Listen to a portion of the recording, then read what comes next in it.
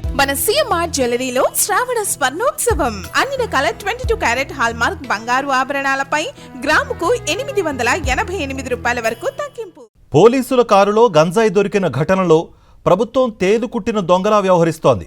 Car ప్రమాదం జరిగినప్పటి నుంచి ఇవాల్టి వరకు ప్రభుత్వం నుంచి ఎలాంటి స్పందన లేదు.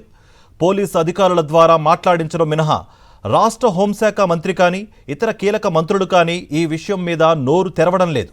పోలీసుల కారులో గంజాయి దొరికిన ఘటనలు, ఈగల్ టీం పోలీసుల సమన్వయం, గంజాయి మూలాలు, సరఫరా లింకులపై దర్యాప్తు, అలాగే ఈ కేసులో ఈగల్ టీం ఎందుకు జోక్యం చేసుకోలేదన్న అంశాలపై పలు అనుమానాలు వ్యక్తమవుతున్నాయి. ఈ ఘటన పరిణామాలపై ప్రజలు రకరకాలుగా చర్చించుకుంటున్నారు. దీనిపై సోషల్ మీడియాలోనూ తీవ్ర చర్చ జరుగుతోంది.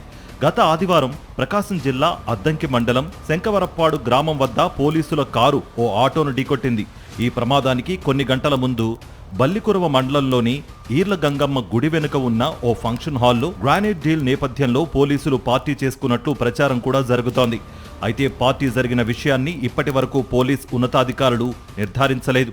అయితే దీనిపై స్పెషల్ బ్రాంచ్ అధికారులు, సిబ్బంది తమదైన శైలిలో విచారణ జరిపి పార్టీ జరిగింది నిజమని, మంత్రి కోటరీలోని కీలకంగా వ్యవహరిస్తున్న ఓ ఎస్ఐ ఆధ్వర్యంలో పార్టీ జరిగిందని రిపోర్ట్ ఇచ్చినట్లు తెలిసింది. గంగమ్మ తల్లి గుడి సమీపంలో ఉన్న 2 సీసీ కెమెరాల్లో ఫుటేజీ మాయమైనట్టు కూడా తెలుస్తోంది.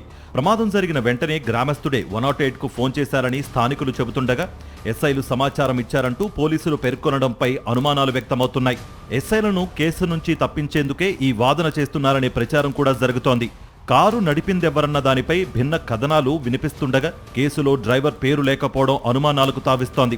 గ్రామస్తులపై కేసు నమోదు చేయడం ద్వారా అసలు ప్రమాద ఘటనను పక్కదోవ పట్టించి సాక్షులను బెదిరించే ప్రయత్నం చేస్తున్నారని ప్రజా సంఘాలు ఆరోపిస్తున్నాయి.